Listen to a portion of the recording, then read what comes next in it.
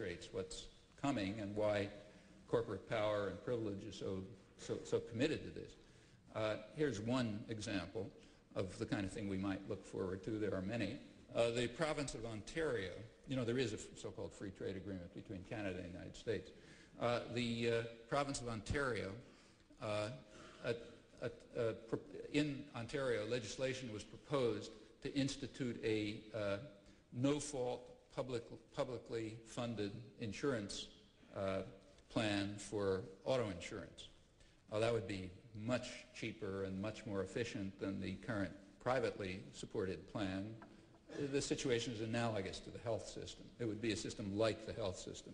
You cut back a ton of bureaucracy and administrative costs. It becomes more efficient, and it's also tax-based rather than individually funded, so it's not so regressive and so on. Well, that didn't get very far. It was challenged by U.S. insurance companies who claimed that it was an illegal interference with free trade because it undercut their abilities to operate profitably in Canada. Well, the province of Ontario could have proceeded with litigation on this matter, but they dropped it. It would have been much too expensive, and the insurance companies have the money and the time and the fancy lawyers and so on. The public doesn't. So Ontario dropped it. If it had gone through the procedures specified by the Free Trade Agreement, it would have worked its way up to an adjudication panel which operates in secret and is made up of corporate lawyers and trade representatives, and you can have a fair guess what the outcome of that will be. And that's typical. The point is to take away power from popular organizations, even parliamentary organizations, which are somewhat responsive to the public, remove power from them, transfer it to the corporations themselves and their representatives, which a corporation, in particular a transnational corporation, is basically a totalitarian system. Huge, incidentally. Many of them are bigger than most states. It's totalitarian in the sense that the decision-making is completely top-down and no influence from the outside. If it's transnational, even the limited influence that comes from national legislation is restricted. If power can be transferred into their hands, we have an attack on democracy which is really efficient. It means that major decisions affecting our lives will be made in secret by completely unaccountable structures, huge in scale, like they dominate about maybe 40% or so of world trade, so-called. It's 50% of U.S. exports to Mexico don't even enter the Mexican market. They happen to cross the border, but they're from one branch of a U.S. corporation to another, then they come right back again. That's trade, only a kind of joke. It's not trade at all. It's centrally managed interchanges, radically violating market conditions, of course, because the corporations don't pay attention to that in their internal transactions. So these are huge outfits, unaccountable, absolutist in character. If power can be transmitted into their hands, then the residues of the democratic system become more and more meaningless. And that's very important. As I mentioned, the idea of popular democracy, of the mob and the rabble getting involved in public affairs, has always been anathema to privileged sectors.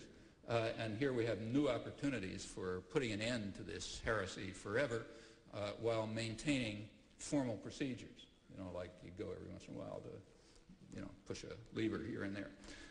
Well, you can see that it really is a matter of great significance, not so much because of job loss or gain, nobody knows anything about that, but because of the contribution to polarization and the destructive effects on popular democracy. Those are serious matters, hence the enormous hysteria.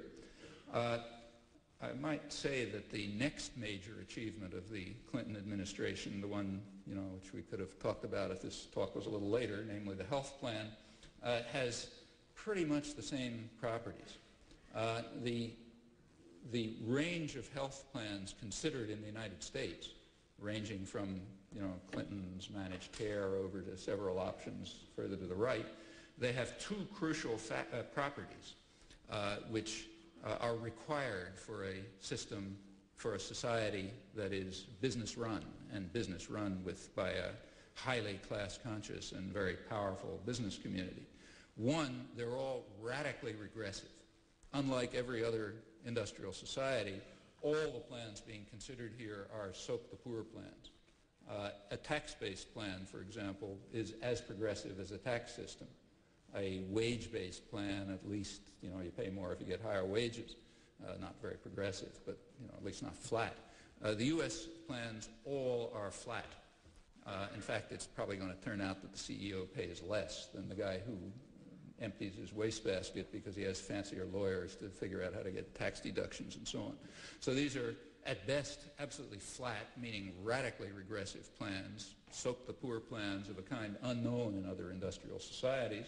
And that's a fact about these plans that's almost never mentioned. In fact, you do a research project and try to find out how many references you can find to that rather significant fact in the extensive discussion in the media about the health plan. And the second element, which in fact is discussed, is that all these plans place major control in the hands of insurance companies. And that means half dozen huge insurance companies.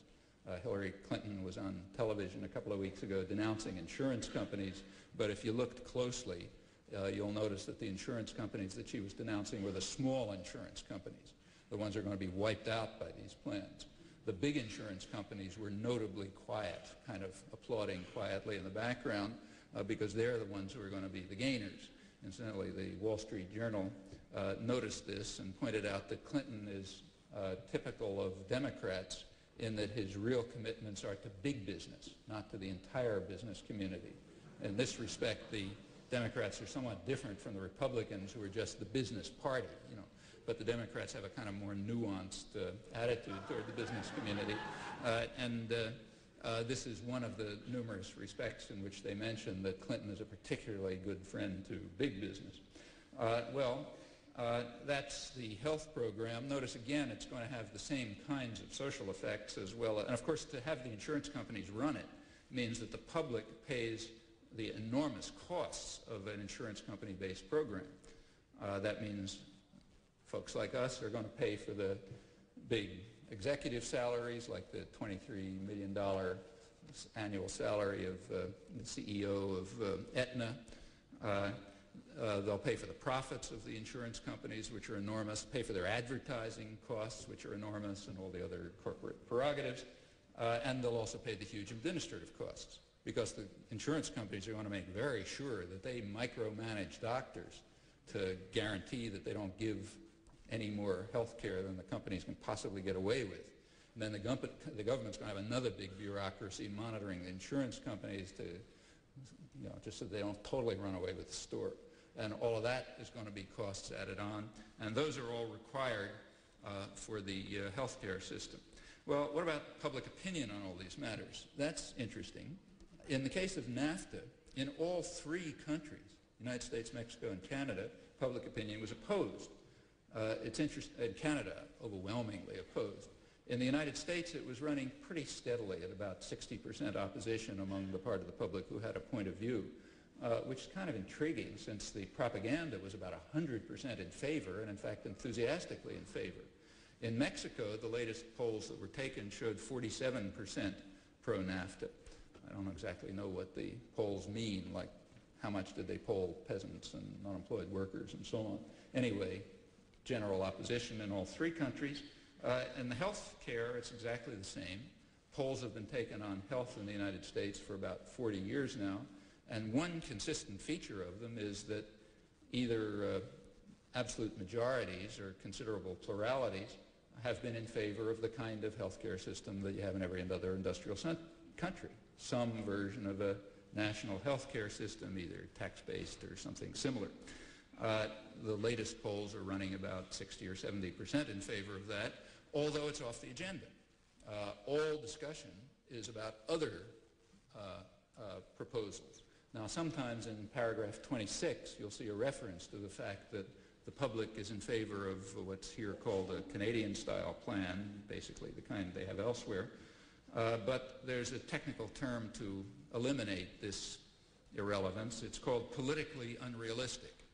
That means it's only the public who wants it, not the big corporations and the wealthy and so on. So therefore, it's politically unrealistic.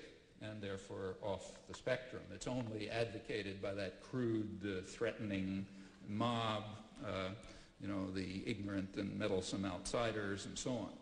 Well, NAFTA, again, is going to contribute to polarization, which means it's a major social engineering project, it's actually part of a major social engineering project, which is contributing to polarization of the society, actually across the world by now. It's an international phenomenon, coming back to the industrial countries.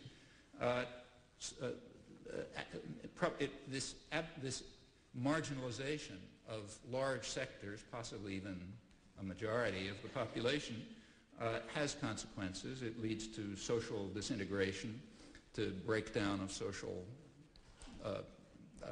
of families, of social relations, and so on. It leads to violence and abuse. It leads to an enormous amount of crime. And therefore, it is not in the least surprising, in fact, rather symbolic, that a couple of days after the NAFTA agreement was passed, the Senate passed a huge anti-crime package. Well, that makes sense too. If you're going to create social disintegration, you better figure out a way to control it. And how do you control it? Well, take a look at the crime package, which also won enormous praise, I should say. Senator Orrin Hatch, for example, described it as the finest anti-crime bill in history. That's real praise for Bill Clinton. It added 100,000 more police, new federal prisons. I think it was a six-fold increase in federal funding of repressive institutions, security forces, in effect, in 52 new federal crimes that get the death penalty. It becomes a crime to be a member of a street gang, so-called, and on and on. A highly repressive package, very reasonable. If social engineering projects are leading to the disintegration of society and the breakdown of social norms and marginalization of people, there's only two answers. Either you change the social policies, but that would harm the wealthy and the privileged, or else you figure out better ways to control and suppress them. So you turn to an anti-crime bill. So it came just at the right time and just in place, and all of this is very familiar from the third world, which we are more and more coming to resemble. So, for example, John F. Kennedy is famous, or should be famous, for two major policies concerned with our backyard, Latin America. One was the Alliance for Progress, which was a polarization program.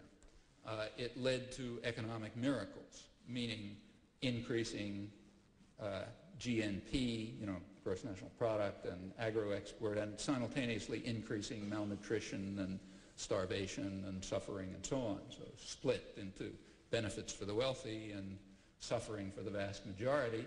And that required a complementary program, also instituted by Kennedy at the same time.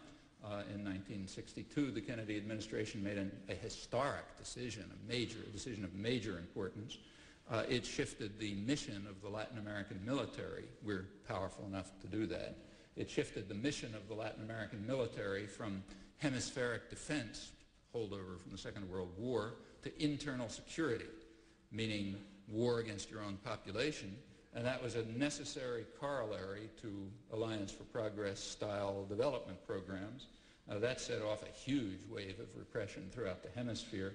I'll just quote the Kennedy administration official who was in charge of counterinsurgency, Charles Machling, years later, pointed out that this Kennedy administration initiative changed U.S. policy, his words, from toleration of the rapacity and cruelty of the Latin American military to direct complicity in the methods of Heinrich Himmler's extermination squads.